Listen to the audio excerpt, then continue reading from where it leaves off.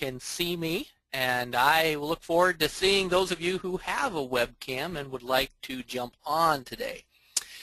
All right, let's get going here because there's so much we can talk about, but I'm really going to try to hone in on what are the nuts and bolts of your needs as pastors, as leaders. For those of you who aren't pastors, you know pastors, you pray for pastors, you go to church, and pastors are leading and guiding you and your family. And so this is one of those topics, as far as I'm concerned, is essential. And I really want to look at this honestly, but in a non-shaming way, so that we're not just talking about problems, but we're also going to be looking at solutions, which is ultimately where we're going to go as it relates to the life model. That's one of the things I deeply appreciate about the life model, and Joy starts here. We are solution-based training, and so let's look at this whole thing of the problems that we pastors face. Ultimately, there's just no shortage of problems. When I talk to pastors from around the world, they tell me some of the same things in terms of what are their challenges, what are the hindrances, what things are robbing their joy. And frequently, consistently, they tell me, I have too much to do.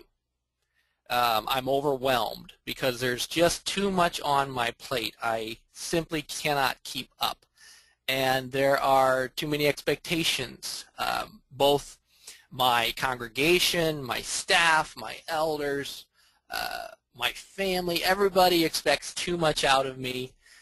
They feel like a well that is dry. There's no more water in this well, and yet the expectation is still there for me to do my job and do it joyfully and relationally and successfully.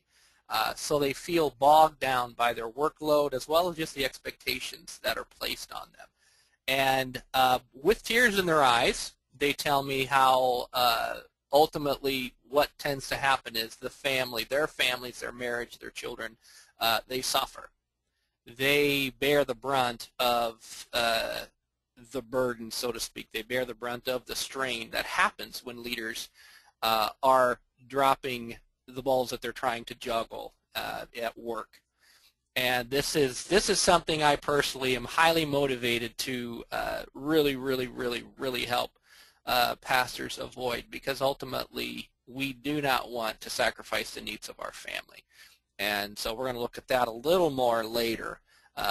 But this is one of the common things that I will hear from pastors, and they just feel a lot of pressure, both inside in their own life, their own struggles, as well as just the pressures that happen from their workload.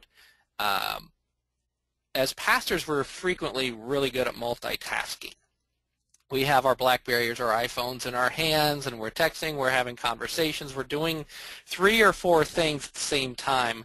But as science continues to show us, multitasking is really not an effective, efficient way of doing ministry. The brain is not designed to continually try to function in a multitasking mode. And that's one of the things we talk about in the new Joy Starts Here book, which we'll also get to a little later. Now, these pastors across the board, they all have good intentions, right? When I was pastoring, I know I wanted to be the best possible pastor I could be. I wanted to shepherd the flock. I wanted families in my community to really know God in a very personal, real, tangible, joyful way. I wanted to leave a legacy that was going to be God-honoring.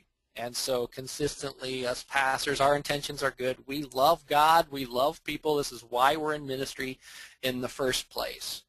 And so it's really not a question of our intentions or our integrity. It's more of a question of, I just have a lot on my plate, and I'm drowning. And I really want change. I just don't know how to have change. And that's ultimately what I hear a lot. So our batteries are low, relationally, emotionally, mentally, physically. We're exhausted, right? We do a lot of giving and too little receiving. And this is really one of those tough challenges, because we feel like we're called to do giving and serving. And yet what tends to happen is we'll do these things out of fear, or we're operating outside of our capacity or our maturity. And the results are not good, are not pretty. And so burnout tends to be around the corner when we're not receiving enough. And one of the things ultimately that we really try to highlight during these joy streams is the need for joy. Like, my relational joy levels need to be higher than my distress levels. And what happens when those joy levels sink, I start to feel it, and my family starts to feel it. And that's just not something that leaves us feeling very satisfied. All right, so what happens here is that strain starts to show up. And my values, I want to live according to my values. I want to be a God-honoring servant, but strain starts to show up and rob the fruitfulness of my ministry, which is very frustrating for us pastors, because we have this desire to serve God. We have a desire to serve God's people. And many of us feel like we get lost in budgets and conflicts and problems and meetings and various challenges. And I frequently hear from pastors as well as, this wasn't what I signed up for when I went into ministry. I wanted to help people. I wanted to serve God, and 65–70% of my time is going to things that I really don't feel like line up with my gifts and my strengths and my calling. And so I frequently will ask pastors, when is the last time you questioned your calling? And there are usually a good number of us who have talked to God about our calling, and have I missed something here? I remember personally in my own ministry, frequently in the middle of my burnout, wondering, what did I miss? Why am I doing this again? What did I miss? And God, what are you saying to me? And so in my mind, these are all fairly, very important topics to look at. And it reminds me of this time where I was in grade school, and I had the opportunity to enter a Pinewood Derby contest. And those of you might know, Pinewood Derby is basically where in Boy Scouts, Cub Scouts, you build your cars. All right, you have a block of wood and some wheels. You build a car. And the goal is to build a car that's going to look good, and it's going to work. It's going to be fast, and you have the opportunity to race your car, which is a lot of fun for those of us who were able to participate in that as children. And so my uncle and I had this opportunity to build my car, and it was a very meaningful time building the car, and it's a very special time with my uncle that I've always cherished. We built this really cool looking car. It looked fast and fancy, but as race day came, I quickly realized we missed something, because when my car left the starting line with all the other cars, my car was the slowest car. I'm not kidding you. It could barely make it up a little hill. It was that slow, and it just was quite humiliating, actually. But I had the best looking car. In fact, that day I won an award for the best looking car. So my car looked fast. It looked good. It looked really cool. All my friends were impressed. But it was really not accomplishing what we designed it to accomplish, because it was slow. And one of the problems that we had, frankly, was we forgot to add a lot of weight. You see, these cars need weight. Just the block of wood actually is very light. You need to add weight to these things. And so when they go down the hills, they gain a lot of momentum, and that helps them go up the hills. And my car just didn't have weight, didn't have a lot of substance, actually. And so what happened was I lost. I did not win a single race. So what happens for those of us in ministries, right, we look good. On the outside, we look together, and it looks like everything's fine. But on the inside, there's something missing. And pretty soon, what's missing starts to show. And so one of the things I really help pastors try to identify and focus on is, how can I finish well? How can I leave the kind of legacy that is going to be very satisfying for me? And you see, God did not make us as supermen and superwomen because we all have our kryptonite, so to speak. We all have our limitations. And theoretically, we know this, right? In our minds, we know this. I cannot go to the gym and bench press 300 pounds. If I try, the results will not be satisfying. However, emotionally, I'm trying to bench press 300 pounds all the time. I'm trying to juggle. I'm trying to do all these things that I feel like I need to do. And ultimately, at the end of the day, I'm exhausted. My battery's drained. I'm not getting recharged. My family ends up getting the leftovers, so to speak, of what's left from my day. And so we all have limited capacity, and that means I have limited energy. All right, my attention is limited. I can only direct my attention to certain places at any given moment. I have limited time. Okay, so I have limits, and one of the things that I see missing for a lot of us, that we need help, we need work, we need practice, we need training, is on our overwhelm skills. And how well do I function at overwhelm?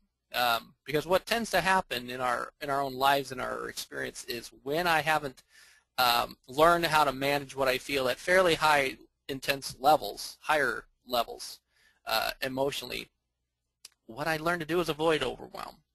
And so I spend a lot of time and a lot of energy actually avoiding overwhelm states. And the goal is actually not to avoid overwhelm. The goal is, how do I function in a relational way in the middle of overwhelm while remembering my limited capacity and learning to take care of myself and other people in the middle of those moments. And I have to say, when I was pastoring, I had not had, originally did not have the skill. So I avoided overwhelm. I did everything I could to avoid overwhelm, which actually cost me a lot, just trying to avoid overwhelm. But as I learned actually how to be myself in the middle of overwhelm, I noticed a big difference in my focus, my attention, my energy, and my wife and now my children also really appreciated this skill. So how well do I handle overwhelm? And how well do I stay relational in the middle of intense feelings? This is a big one for us. And as I often will say, how well do I stay in the front of my brain? And what that means is, how well do I stay goal-oriented? How well do I remember what's important to me during those moments of conflict or upset or accusation or just fatigue? Right? These are learned skills, and we just don't hear about a lot of these things in our seminaries. No one shows us how to do these things. Some of us are really good at doing it. Others, we haven't learned this yet. And so it's very frustrating, because in our minds we know what we should or could be doing, and yet something, we just feel like we're trying to sail, but our anchor is still dragging on the bottom. And David Tackle will appreciate the sailing analogy, because David has really helped us shine the flashlight on some of what we're going to be looking at today. So there's my little shout out to David. So one of the things that we've really focused on with the Joy Starts Here is helping people assess, helping leaders especially assess some of how are my joy levels. And when my joy levels drop, what we'll see ultimately is the increase in pseudo-joy. So when my relational joy levels start to sink, what will happen is I start to pursue non-relational strategies to make up for that loss in relational joy. Which some of the pseudo-joy options that are available to me are quite deadly and not life-giving, and will ultimately destroy my ministry and the things that matter most. And so they also have these measurements for the readiness for transformation, which is very helpful to look at some of my the factors in my environment, in my life, that will help me go to that next level in my growth, and which will bless my ministry as well as my family, or identify some of those ingredients that are missing. And then we have the pseudo maturity assessment, which means also when I have holes in my maturity, what will happen is I learn to function in a kind of an artificial or pseudo maturity. And so as a pastor, I was trying to do like elder maturity tasks, even parent tasks, and I was not even at adult maturity. And so what that meant was I was doing a lot of things out of fear. On the outside, I looked really good. On the inside, I was running out of gas. All right, and that's part of what happens with pseudo maturity.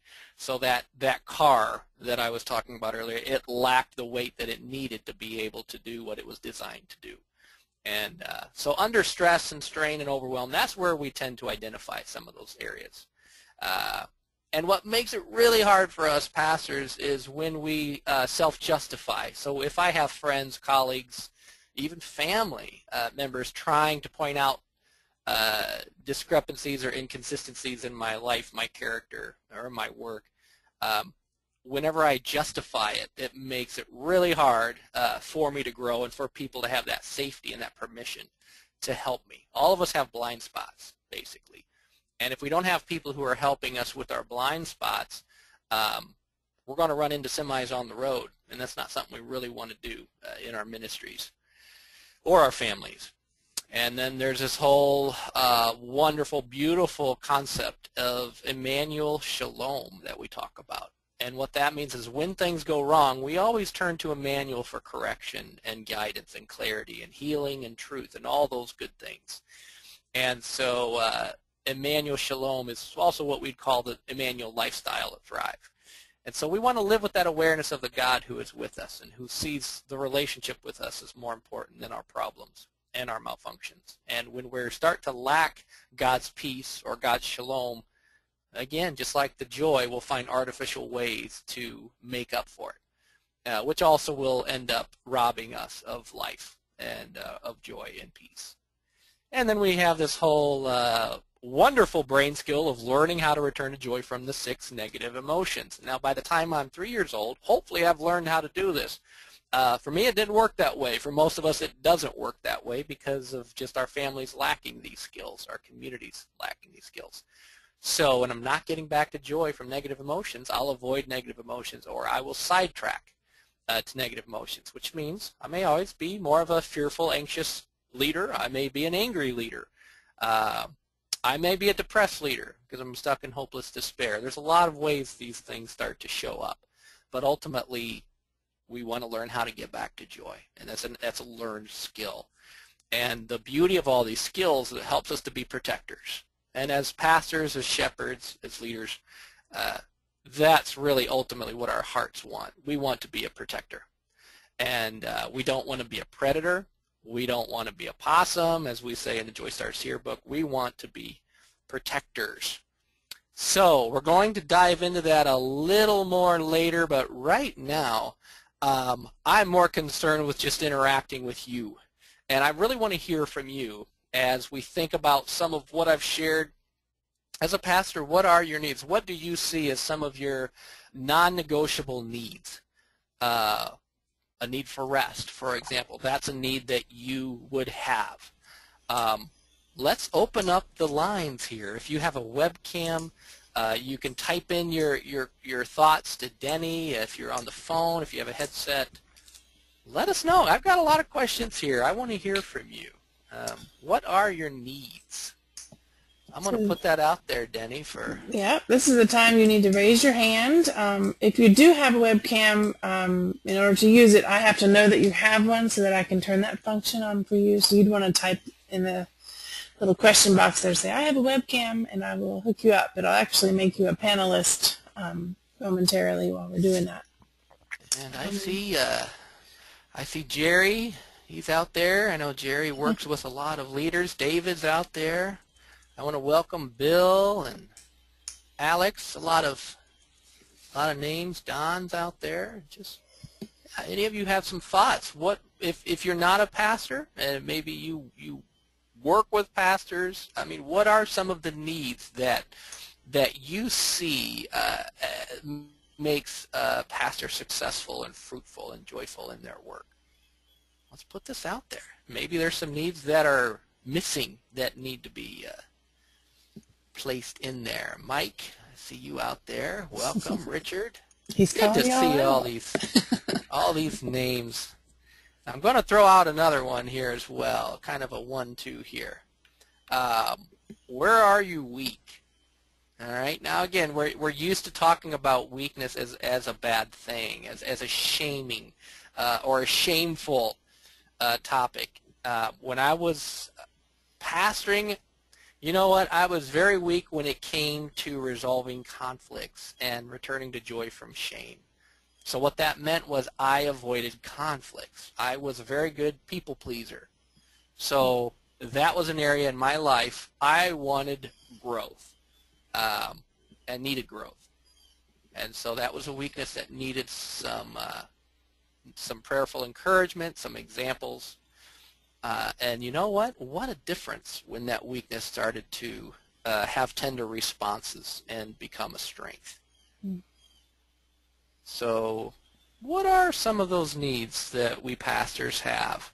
David. David's there. All right. Hi, David. Welcome, David. Hello there. So, David, what's on your mind here for us? What do you think? Well, you know, I like what you're saying, but there's this temptation that I have to blame my overwhelm on very practical issues. Okay. I have too many things to do, and it's hard for me to protect. Like yesterday, I wanted to write all day yesterday, and it turned out I wrote almost nothing because so many things intruded on my day. Yes. And demanded my time and attention that could not, it felt to me like they couldn't be put off. Yeah. And so I get overwhelmed by all of the things that have to happen, and then I get discouraged because I can't protect my time.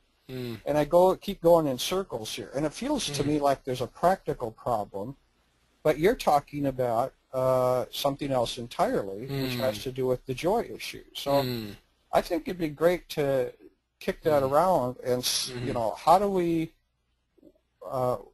what's the advantage of your perspective over trying to treat this as a practical problem? That's a great point, David. That's a great point. I suspect many of us will be able to relate with what you just said, that battle of the urgency. And you know, this might not be the same issue for you, David, but you know what? For me, one of the challenges I've really had to focus on, especially when I was pastoring, was, you know, I had this kind of subtle fear within me that I was going to disappoint people. And you know, beneath the surface, I don't even know if I would have recognized it if anybody said anything until later. But I had this fear beneath the surface that I was going to disappoint people. And no matter how hard I tried to work and finish my to-do list, ultimately a lot of where my energy went, where my attention went, where my time went was fueled by the fears that were underneath that surface, so to speak. So I don't know if pastors out there will be able to identify with that, but that was a big stumbling block for me. Now on a practical basis, you know what? We've got a lot to do. Pastors are bombarded with phone calls and emails and meetings, right? And you know, that's a big one.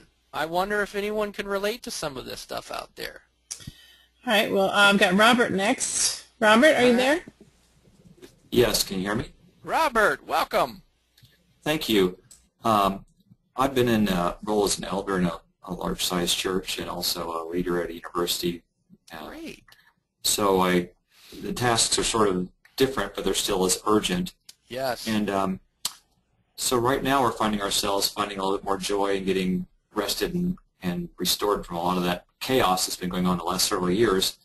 And we just went to a wedding with my family last weekend, and my daughters remarked how low intensity it was and how everybody was relating well. And we've kind of gotten as part of the side, I guess it's part of the collateral damage of all this is a lot of our relationships with the people have broken down. We see a lot of people, but we don't just hang out with a lot of people and have that time. So we're kind of looking for, I'm kind of thinking about ways where we can start to reconnect with different types of people in an environment that we can encourage them and they can encourage us without everybody being around you wanting something all the time or having to give something all the time. Yes, that's a great point, Robert. Just that opportunity to build joy with other people and actually be refreshed. I think that's a fundamental need right there. And as David also raised the point of just having that chance to be refreshed, but also to quiet, to rest. Because when you're going 90 miles an hour, you know, you have to hit that brake sometime before you run into that deer crossing the road. So, good point, Robert. I like that. So interacting important. with other people, with, yes, play. Right. That's huge. All right, next we have Jerry. Jerry. You there, Jerry, Jerry? Oh, hi guys. There he is. Hi, Jerry. Hi there. You know, Chris, when you were speaking to this issue about so many things coming at us, you mentioned a huge word, fear. And I think what happens is because of the fallen world that we live in, we operate out of fear more than we realize. It's kind of like the air we breathe. It's the water we're swimming in. And that's why it has been such a life changer to start to realize I can actually live out of joy and peace. And to start to become aware of, well, that joy and that peace isn't there. So rather than focusing, like you said earlier, on the problem, I've got all this stuff to do, but to just take that time out to, you know, go, well, Lord, I don't really feel joy and shalom right now in the situation I'm in. And I think that that's one of the big ones. And but the maturity dovetails right into that, because for me it's been very difficult to learn how to receive, because now that I've been learning how to receive, a lot of fears are being displaced. And so it all fits so beautifully together. Yeah, and you know, you raise a good point there, Jerry. Part of my growth actually is asking for help, and maybe acknowledging that, you know what, I can't keep it all together all the time. I am overwhelmed, or as David said, you know, how do you do that? How do you accomplish your goals when you are bombarded? So well, you missed, yeah, exactly. And you just threw in the next component is how many pastors out there feel they're the loneliest person in the world, and they've got hundreds of people pulling on their coattail, pulling on their pant leg. But they actually, at the deeper level, the relational level, they feel deeply alone. Just trying to bring some honesty out here. And that's a life preserver, Jerry, as far as I'm concerned. You know, being able to just reach out for help really is a life preserver, and have those interactions, as Robert shared, where they're expectation free for a time, that I can just focus on building joy, receiving and giving, and put my phone down, turn it off, enjoy my family. Those are all just so vital. I heard Denny say, just play. Play. No agenda. Yes. No agenda. That's Way right. to go, Denny. Yes. That's right. And you have to protect time to play, you know, and giving yourself permission. You do. Yeah. All right, Sandra typed in her difficulty is learning to make the transition to return to joy rather than going down the old thinking patterns. So that's pretty common. I think that's one of the main ones you covered in the Joy Starts Here book, too. Yep. That's that's right. That is, Sandra, that can be a snowball effect. And we're used to, one of the things about our brain is the pathways we will use get stronger. And so part of what we're really talking about is changing some of those patterns and those pathways. And You're right. It's a challenge to do that because this is just what we're used to doing, especially in those moments of busy and overwhelmed. Yeah. Yes, good thoughts here. Let me we can keep going here. I just want to throw out another one. What's needed for fruitful ministry for you and the pastors that you know? You know, I think Jerry, you gave us some good things to chew on here already. But what else? What else is needed for this fruitful ministry? You know, I want to finish well. What do I need as a pastor to finish well? What comes to your mind? And this is within that context of having needs and acknowledging my weaknesses. What's needed for fruitful ministry? It's got to be more than good intentions. I think we've established that. What else? I see David's got his hand up again, but David, you're muted on your own, so you can unmute yourself if you want. Okay, David, yeah. There you go. So Well, David, sort of feeding off of what several people have said here. When we talk about returning to joy, it's tempting to think that we're talking about solving the problems. Right. And the question is, you know, not how can we get everything resolved so that we can be joyful. The question is how can we be joyful before things get resolved. Yes, good. You know, while we're overwhelmed, while we have too much to do. And so, because there are irresolvable problems, and there are, the fact of life is that there are too many demands on most pastors. Yes. So the question is, how do we remain joyful? And that, in fact, leads to a fruitful ministry, even though we're not getting everything done. Yes. Boy, that's liberating. Amen, right there. Yes. I want to highlight that. Just we might not be able to reconcile or resolve those issues that are coming across our laps. That's key. Well, and you know, one of the lies that come into play in that of what David just. Are you there? Did we lost you, Jerry? Ah, I think we lost you, Jerry. He was going to say something profound too. I could tell. All right. Well, Jerry, if you're able to come back, we still want to hear what you have to say. Anybody else have some thoughts here? I really like what David shared because you know what? We are not going to be able to resolve and reconcile all the differences and the problems and the tensions that we do have to that we encounter every day. So there's something very, very important in learning to be and stay joyful, even in the middle of the tensions and the overwhelm and the problems. All right, Christine, I see you've got your hand up. Christine Turner. Welcome, Christine. Hello. You know, you keep talking about this tension and unresolved issues, and this is just almost overwhelming me thinking about it. You know, thank goodness I'm with you guys and can return to joy. Yes. Right? Thank you. Yes. Being family counseling, marriage counseling, and working with restored marriages, we get a lot of, unfortunately, you have to let people have access to you when they're going through attachment pain and you know, trauma and everything else.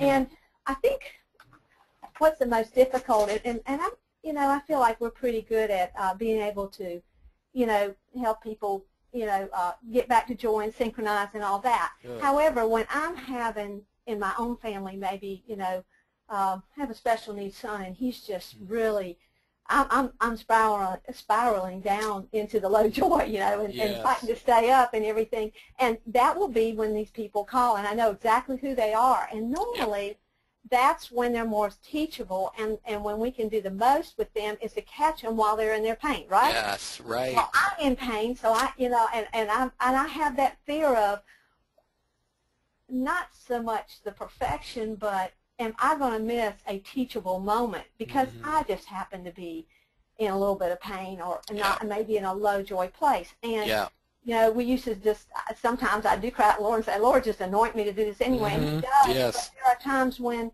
it is difficult, and it's hard to say no. It's hard not to pick up the phone, you know, when there's something, you know, that may. Yep.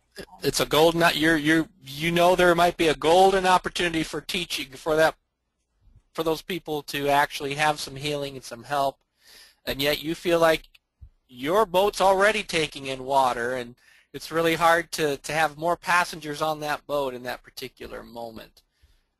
You know, that's an important point, Christine. I think a lot of us are going to be able to identify with you there in terms of learning, you know, learning to take care of myself and my needs while at the same time knowing and having the wisdom to say, yes, I'm able to take this other situation on, or no, I can't right now. You know, that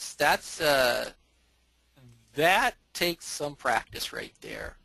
And you know, when we're in the middle of our vulnerable places, we really need those tender responses to our hurts.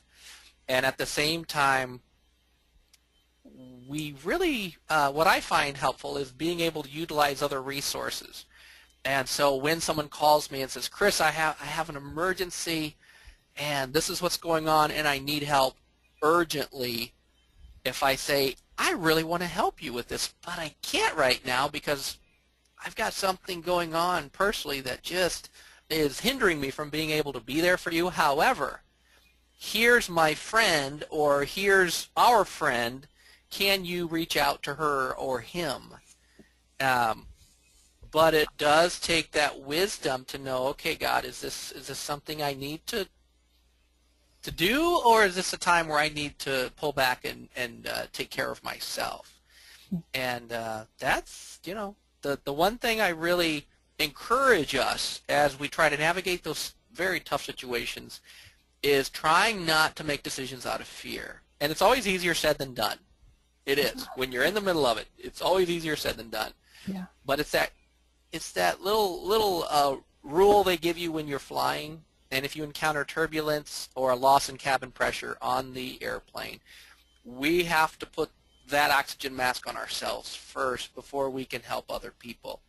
And if I don't have my oxygen mask on first, then I'm not going to be able to effectively help those around me. And so it is learning that, learning how to balance that particular tension right there. You've made a very good point. Yeah. I really like that word picture. I'm big on word pictures, and that was great. That brings it home, doesn't it? It really. Yes, it does. Yeah. Yeah. Thank you. Thank you. Yeah, that's right. That's good. I have a little comment from Don Hank, and then I'm going to move over to Bill Henshaw. But Don, I guess in response to your what is needed for fruitful ministry for you and pastors you know, he says this tongue-in-cheek, but it's so true. Maybe a good, joyful wife. He says he's just kidding, but having joyful people in your life. Yes. Definitely. You know, and that's the thing I appreciate about Dr. Wilder's maturity chart and the life model is, you're right on, having an encouraging partner really is key. And I found for me, I often will set the tone for the joy levels in my home. And if I'm not consistent with the things that I've told my wife that I'm going to do, or if I'm not protecting the family time, I'm going to drain the joy levels. I'm going to pull the plug pretty fast.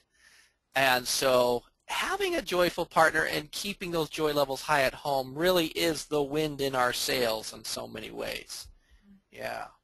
Good point there. Now I think Bill had something. Yep. Let's see. Bill Henshaw? Hi. How's it sound? Oh, it's good. It's good to be with you today. Good to have you, sir. Yeah, it's a blessing to be in relationship with those who love the Lord. Amen. And that's what it's come down to for me, is that there just seems to be many circumstances and situations that push us to overwhelm. And like many people have brought up about, checking, am I doing this out of fear? Yeah. Is this something where I'm trying to make a desired outcome happen? Mm-hmm. And especially those you love, being able to release them, and anybody you're ministering to, that the Lord's in charge of the results, as Jim talks about a lot. Yeah, that's right. There's a lot of freedom right there. That's right. That you got to be able to let go of that. Know that if God hasn't been able to get a success in a particular area yet, that you're partnering with him, and you might not see it right away either. Yeah, that's right. Thankfully, here in the end times, we're not likely to be sawn in two like Isaiah was before he saw some of his, prophetic words come to pass. Yeah. But that's, for me, it's that Emmanuel relationship, being able to test and hear his voice, and, being able to get direction on what I'm supposed to do. Yes. That has been the saving thing. So Emmanuel's a good reality checker. Yes, for sure. Yeah. It's certainly the only way to live in the kingdom is to know that you're hearing the King. Yes, amen. And I like how you started out, Bill, even having people that we can share that with, who can help be those mirrors as we seek Emmanuel's wisdom together. Amen. Yes, definitely, because you got to make sure that fear's not driving it, and it really helps to have those who love you with you to help you test the spirits of what's going on. Yeah. Because there are many false prophet spirits even that have gone out into the world, as it says in 1 John 4. Right. So, words of wisdom. Thank you. Thanks for having me. Yes, that's good. I'm going to throw out another question. You guys are on a roll here. I often like to ask pastors, what inspired you to go into ministry in the first place? What really floats your boat? Right? What is it that you love to do? And why you're a pastor or a leader in the first place? What was it? What are some of those things? Put words to some of that. Some of those dreams, so to speak. For me, I love God. I wanted to serve God. I love people. And I wanted to help people and to walk with people. So those are the things that really were fundamental to moving me into ministry. But what inspired you? Remember, if I've already unmuted you, you can jump right back in. You don't have to raise your hand. Please. If you haven't spoken yet, just raise your hand and I'll help you get started. Even if it's one word that we can come up with, what is a 1 or 2 word phrase? Why did you go into ministry? Let's just kind of remind ourselves here. Let's raise that flag for a moment. What is it? What floats your boat? Any thoughts? I've gotten everybody thinking on this one, I think. I just wanted to say yes. What's? Yes. Yeah, I wanted to say yes to the call. And you wanted to say yes. Oh, yes. That. Nice. And learning, I actually came from more type A trauma background, so I had to learn how to love people. And of course, I'm still learning how to love people. But his call, sometimes he doesn't call he calls the scruffy puppies sometimes. Yes. So. Amen. Amen. I like that. Thank you, Bill. He wanted to say yes. Whom shall I send, as we would read in Isaiah. And he wanted to say yes. I bet a lot of us can relate with that one. Anybody else? Why are you in ministry? What inspired you? Were you like Bill? You just wanted to say, yes, Lord, I will go. It's good to remind ourselves of really why are we doing this? Yeah, that's a great question. In fact, it helps to shift focus. Because I remember what made the difference for me was my own restoration process. Yes. When it began to pick up speed, and I got to see what God could do in my life, I said, man, if God can do this, I want to spend the rest of my life giving this away. Wow. And so all I have to do is think about that, and suddenly the problems of the day don't seem so big. That's neat. Oh, that's right. That's what I'm doing here. And let's see if we can give away life today. So David wanted to share his talents. He wasn't about to bury those talents. He wanted to share them with the world. That's neat. Thank you. That's really neat. Anybody else? Okay, I've got a comment from Bonnie. She asked me to read it for her. She says she has a precious family member that's been in an emergency, and she's recently been called to another state to ministry, so she's not there. Wow. She originally wanted to rush to be there, but did not feel the unction to go. She says, I paced and paced before the Lord and finally felt he said, I removed you. You are not the answer. Don't rush to the tree to do good. This emergency is actually my doing. So sometimes, even if I have the time, he may not want me to minister face to face. Wow, that is beautiful. Thank you, Bonnie. That really brings home some of what Bill was saying, just how God always shows us there's a little more going on to a story. And boy, that's what we at Thrive call God sight, one of our 19 skills, just seeing some of what God sees as a game changer. And Bonnie, that's just a beautiful, beautiful picture of how God met you there. Wow. Yeah. Thank you. And then Sandra, in answer to your what inspired you, says, for me, as I got healed and I got fired with love for the bridegroom, I just wanted to follow, and that led to the yes, Lord. Oh, yes. That's neat. Wanted to share some of that life. So my goal in asking this question for all of you is just, even if we don't spend a lot of time on this, it's just helping us, as David said, helping us remember, what is it, why am I doing this in the first place? Because you know what, as leaders, as pastors, it's not easy, right? If we become pastors and leaders because we think it's going to be fun, don't get me wrong, it's rewarding. It's extremely rewarding, but it's not going to be a day at the fun park. It is hard, and you know, but why are we doing this? What motivates us? And is my lamp still burning, or am I starting to feel flat? These are things we at least want to start thinking about, even though we're obviously not going to have a lot of time to dive into this time. But is missing maturity, you know, does that have me down? In other words, I shared a little bit about some of my own tasks and needs that were missing. And my body continues to grow even if emotionally I'm not keeping up. So I was in the role of a parent and an elder before I was even married. And guess what? I didn't have that maturity. And so ultimately, I was trying to pick up an elephant, so to speak, in my work. I did not have the maturity and the strength to do what I was trying to do. And ultimately, that was robbing my joy pretty fast. Mm. And so we want to shine the flashlight on this, even if we don't spend a lot of time on it. What's my maturity look like? And are there some missing holes that are really robbing me? All right. I've got a request from Mike. I had sent it to you earlier, but I'm not sure if you saw it. Okay. Since nobody's jumping at answering that Sure. right now, I'll move on to this. He wants to know if you could share with the group how the Lord helped you deal with your weaknesses of dealing with conflict. Wow, that's a great question. How my weakness with conflict? Well, you know what? One thing, God is very gracious, and He doesn't just remove those opportunities for growth as much as I wanted Him to. So I was frequently put in situations where there were conflict, and there was a conflict before me pretty much daily, weekly. And one of the things that helped me a lot, one was identifying my fears. Wow, when somebody's mad at me, I feel shame and I feel afraid. And so when somebody's mad at me, I'm not bringing them joy. I feel stuck, I feel overwhelmed, and I don't know how to swim in those waters. So it helped me to identify, what am I really afraid of here?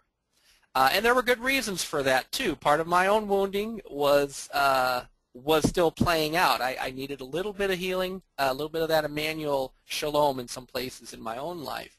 And having examples and finding people who could navigate conflict in ways that I really admired. And so I found those examples, and I was able to watch how they interacted and basically how they stayed relational in the midst of conflict. And I had a little bit of this whole self-justification thing going on. In other words, it really bothered me when I felt criticized. I wanted to defend myself. I wanted to justify. I wanted to look spotless. And you know what? That wasn't realistic. In some ways, that was a toxic hope. And so it really, really, really, really helped me to identify the fears, identify some of those wounds that really weren't resolved in my own life, start finding some models who could show me other ways. And you know what? I would also acknowledge to people, you know what? This is an area of weakness for me. I need prayer. I need encouragement. I need those examples. I need that grace. And, you know, it was fun to start seeing and feeling those differences when I started to learn how to do that.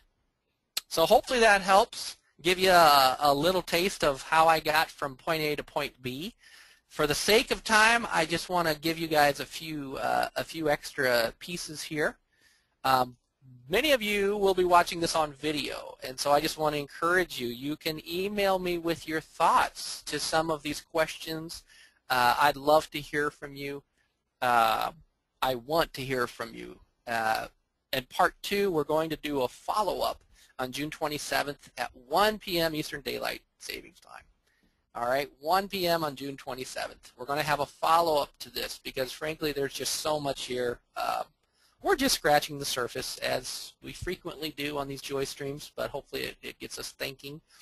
And if you are a pastor, I want to encourage you to take a look at some of the resources. I've put together a sermon and some PowerPoint and sermon outline, a teaching sermon.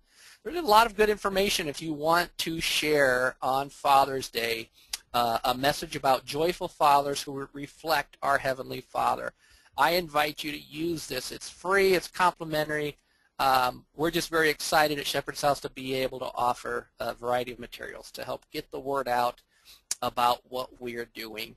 I've got a few little YouTube videos if you want to learn more about the perils of low joy pastoring.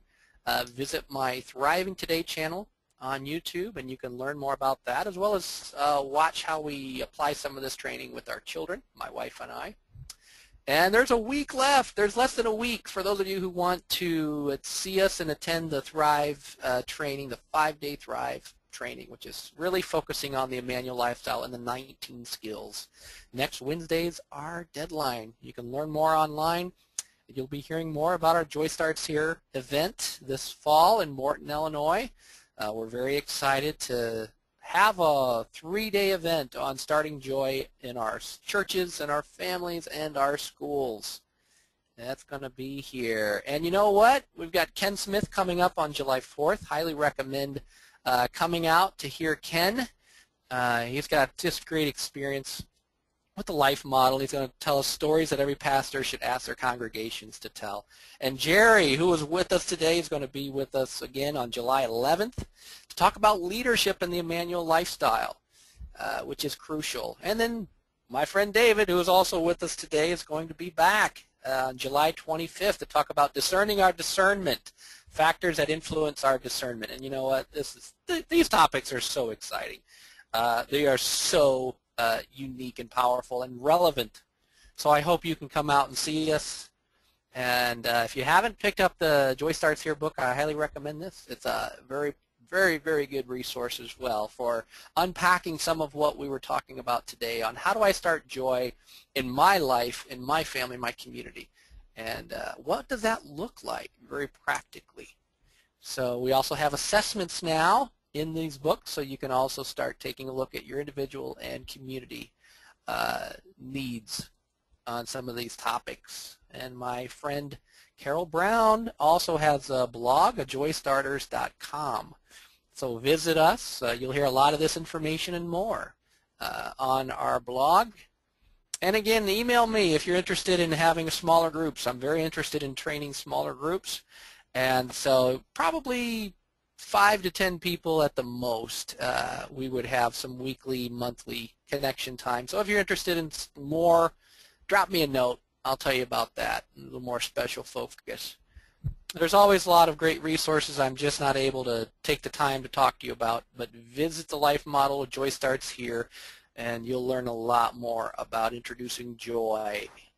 And of course, Ed Corey, David Tackle, Jim Wilder, the crew there has these wonderful resources on thriving. You can learn about belonging and restarting and forming. This is basically to help our congregations and our communities really start getting serious about applying this. So you know what, as always, I'm just running out of time, and this has been so rich. I just wanted to say bless you all. Thank you for being here. Denny, thank you for all that you do to make these possible. And I just pray God will bless you all. I hope that you can join me at the end of the month for the follow-up to this. And I hope that you have a good, joyful day. And thank you for being with me. God bless.